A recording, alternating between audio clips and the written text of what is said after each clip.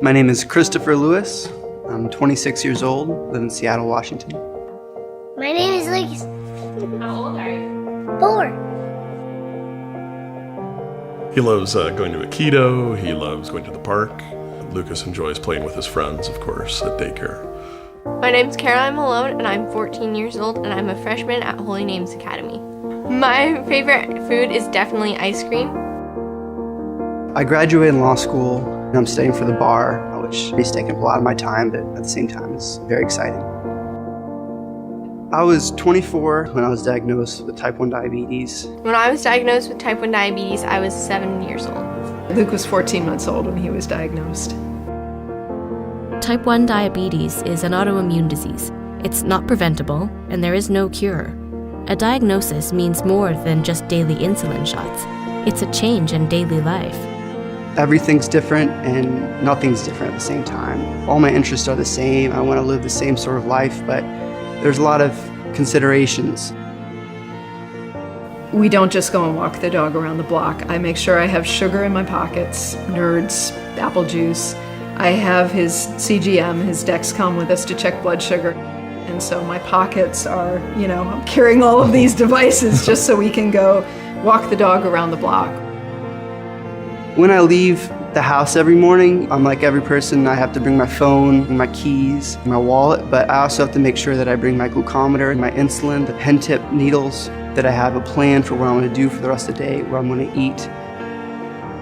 Before I eat my ice cream, I usually test my blood sugar, and I think about what my blood sugar is and how the high fat content is going to affect how my blood absorbs the fat and the sugar in that, and how that will affect my blood sugar and the correct dosage of insulin to give myself, and give myself insulin over like a 4-hour period to make sure that the fat is absorbed and it doesn't mess up my blood sugars as much. The complexity of life with type 1 diabetes doesn't let up, and those living with the disease deal with it every moment of their lives.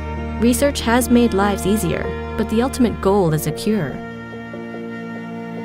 A cure would mean that we could stop thinking about his mortality every minute of every day.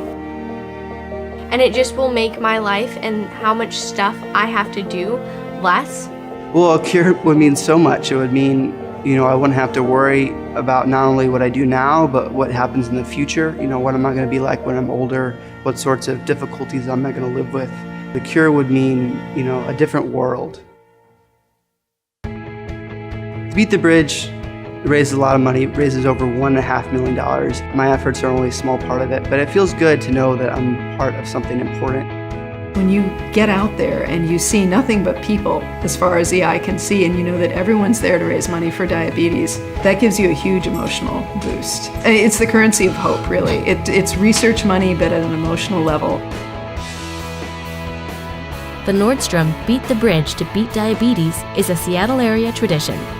Over the past 31 years, our community has raised more than $13 million in support of JDRF research and advancements that aim to prevent, better treat, and cure T1D. Since its founding, the event has grown into one of the largest of its kind in the country. This year, with your help, we have set a goal to raise over $1.5 million and are expecting more than 10,000 participants. Sunday, May 19th, be the currency of hope. Join Caroline, Christopher, Lucas, and all those living with and affected by type 1 diabetes as they walk, crawl, and run to raise money for a cure. I want to see you at Beat the Bridge.